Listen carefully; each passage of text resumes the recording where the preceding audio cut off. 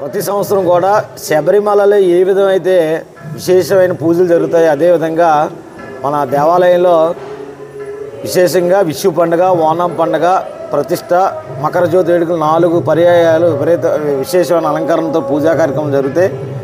అందులో భాగంగా మకర జ్యోతి రోజు ఏ విధంగా అంటే మూలవిరాటికి, స్వామివారి మూలవిరాటికి పంచామృత అభిషేకాలు, అలాగే మధ్యాహ్నం శబరిమలలో పందలరాజు అలంకరణతో ఏ విధమైతే ఆభరణాలు ఊరేగింపు జరుగుతుందో మా భక్తులందరూ కూడా విరాళాలు ఇచ్చిన 7 కేజీల వెండి ఆభరణాలు పెట్టిలో స్వామివారికి ఉన్న ఆభరణాలన్నీ అందులో పెట్టి పురవీధుల్లో ఊరేగింపు చేసి తీసుకొచ్చి కరెక్ట్గా శబరిమలలో కరెక్ట్గా 6:15 జ్యోతి కార్యక్రమం ప్రారంభమవుతుంది. అదే టైంకి మకర జ్యోతి దర్శనం అక్కడ మేధం జరుగుతుంది.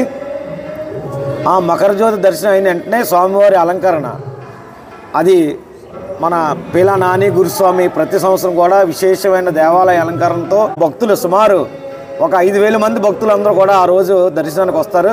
వారందరికీ ప్రసాద వితరణతో స్వామివారికి ఉంజల సేవ కార్యక్రమం, అలంకరణ, జ్యోతి దర్శనం, అలాగే సాంస్కృతిక కార్యక్రమాలు, విశేషమైన పంచహారతలు. శబరిమలలో ఏ విధమైతే విశేషమైన పండగ వాతావరణం ఉంటుందో ఇక్కడ గౌరపాలెం గౌరీ పంచాయతీ దేవాలయం, అయ్యప్ప దేవాలయం కూడా అదే పండగ వాతావరణం, అదే మకర జ్యోతి వేడుకలు అక్కడ ఎలా జరుగుతుందో ఇక్కడ కూడా అలాగే జరుగుతాయి.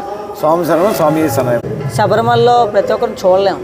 సో అవకాశం ఉన్న ప్రతి ఒక్కరు కూడా, ఈ వీడియో చూస్తున్న ప్రతి ఒక్కరు, అనకాపల్లి లొకాలిటీలో ఉన్న ప్రతి ఒక్కరు కూడా సంక్రాంతి రోజు సాయంత్రం స్వామివారి ఉదయం నుంచి జరిగే కార్యక్రమాలన్నింటిలో పాల్గొనవచ్చు. సో వచ్చి ఈ కార్యక్రమాలు పాల్గొని స్వామివారి కృపకు పాత్రలు అవుతారని కోరుకుంటూ థ్యాంక్ యూ. స్వామి శరణం. స్వామి శరణం.